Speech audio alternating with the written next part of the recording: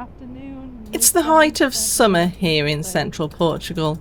Join us as we find out if it's worth carrying all of your gear to the river beach. Welcome to the Spirit of Our area, where we ride beyond the map and every stop becomes a story.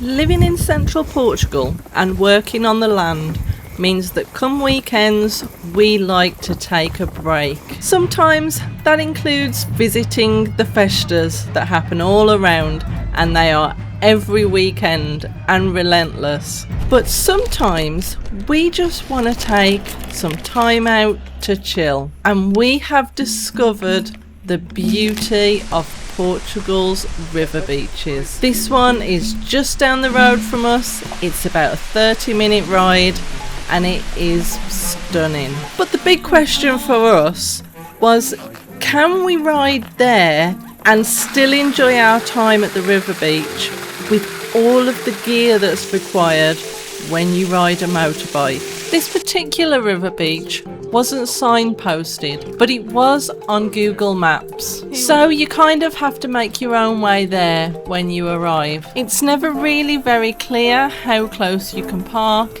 In this instance, it was a 5-10 minute walk downhill. But once we'd settled in and we felt confident to leave our stuff, we had a lovely time. Now, Portugal is a very safe country, but there are bad people everywhere, so it's generally advisable to leave your equipment where you can see it. But we did leave our stuff under the shade of the trees, and we even went for a little walk, and it was all still there when we got back. This particular river beach, the water was lovely and cold. It took a little while to be able to get into the water and actually enjoy it, and you did have to keep moving, otherwise it was cold.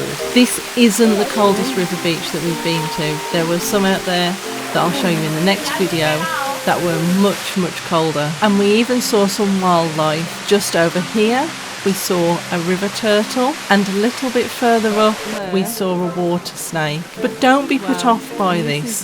The water isn't treated, it's nice and it's clean and it's constantly moving, and the animals that live here are going to do you no harm. The whole of this river beach was gently and naturally landscaped. Whilst you could tell that it had been cared for, it looked and felt really quite natural. The waterfall felt like something in paradise. And yes, it's man-made, but it looks untamed. At its deepest part, an average person can still stand with their feet on the bottom.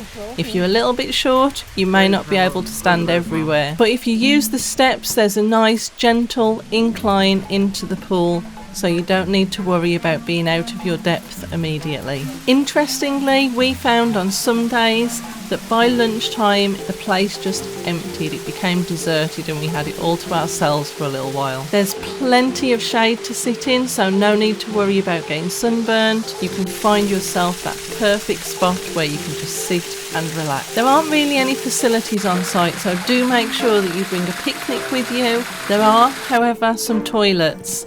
Now these are long drop toilets, they're compostable, and if you fancy a little explore while you're here, you can always make your way up the steps to the top of the hill, where there are a few old schist buildings that are really fascinating to look around. And I wouldn't recommend it in the middle of summer, but we'll certainly be back in the autumn and winter time, because we've noticed there are quite a few hikes that we can do around this area. So would we recommend heading to the river beach with all of your motorbike gear?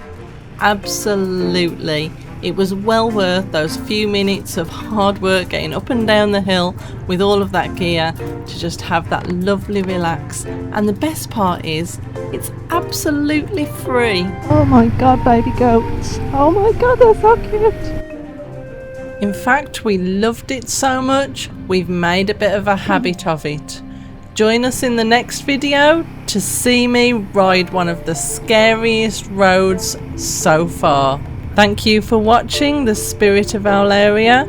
Don't forget to like, comment and subscribe, and we hope to see you again soon.